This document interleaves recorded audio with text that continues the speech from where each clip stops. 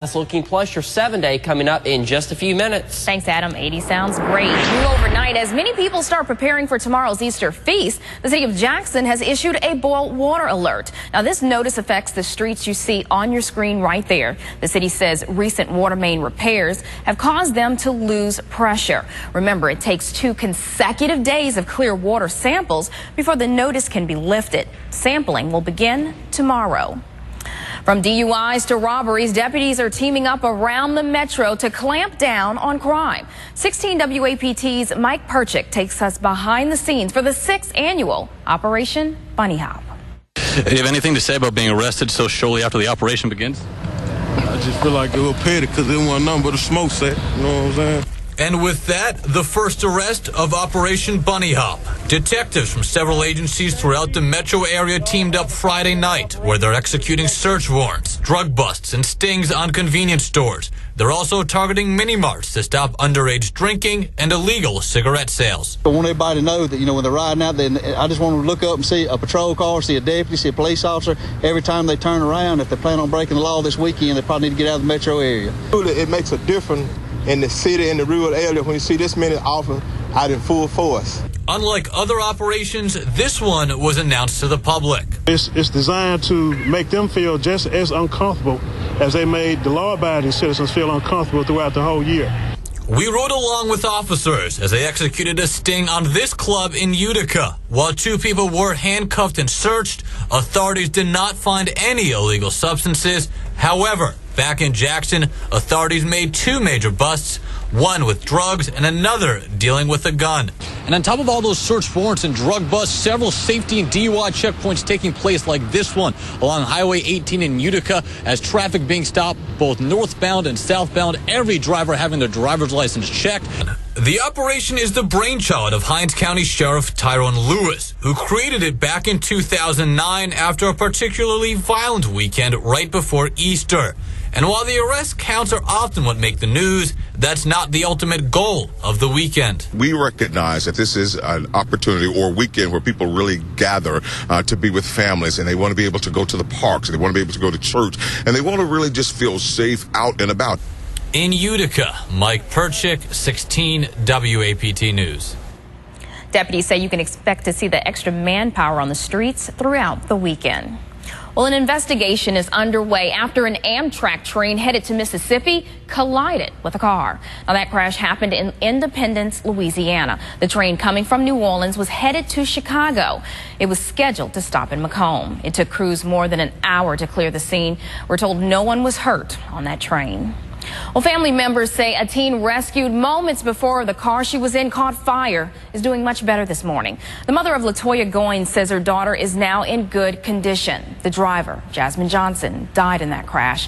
Officers say she lost control of her car and ran off the road into a ditch. This morning, Ridgeland police are looking through online ads for a stockpile of stolen bras. Now, police say thieves stole more than $10,000 worth of bras from North Park Mall. They say it happened over several weeks at Victoria's Secret.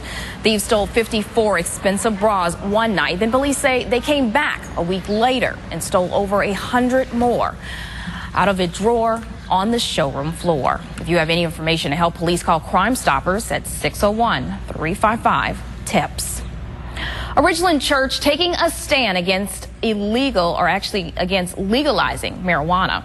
Easter falls on April 20th, also known as 420, the unofficial holiday for pot smokers. Now, that prompted one church to make a no-weed pledge and hold an anti-pot concert.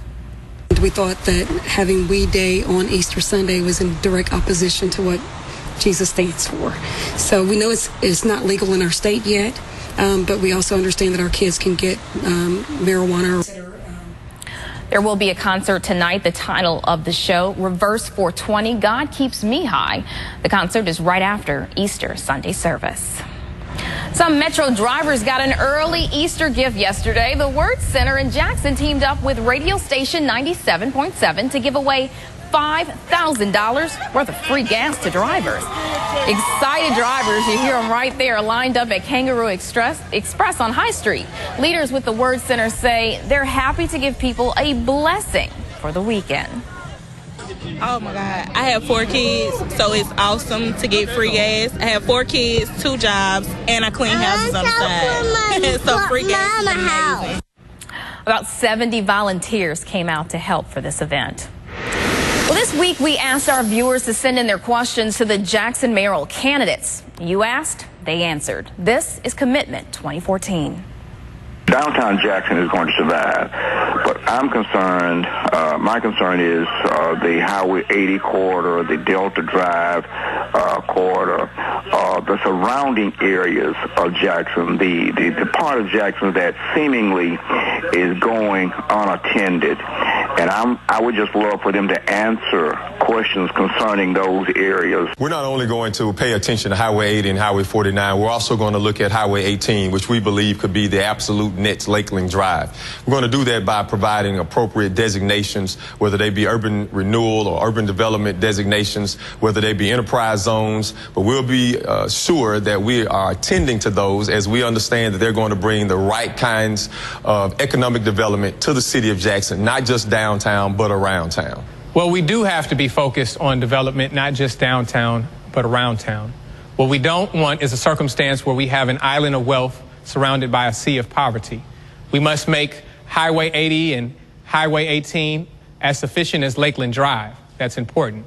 When we look to clean up our city, when we look towards economic development, we have to have creative approaches in how we do that.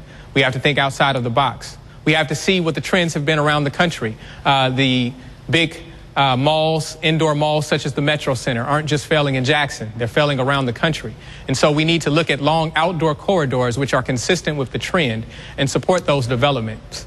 We'll look for incentives that will help develop, whether those are different tax incentives, but we have to support the development of new businesses, and we have to support the continued progress of existing businesses. Well, Monday night, you'll get another chance to hear from the candidates right before Tuesday's election. That's going to come up in our special segment, In Their Own Words. You'll hear from Tony Yarber on Monday at 5 and Chokwe Antar Lumumba at 6. And we here at 16 WAPT are gearing up for the runoff election on Tuesday. Be sure to stick with 16 WAPT for the latest on the candidates before you head back to the polls. And join us Tuesday night for election results. You'll also find updates on WAPT.com. Well, the time is now 6:09. Adam, the Easter Bunny hops into town tonight. Is it going to be a hot one or a chilly one?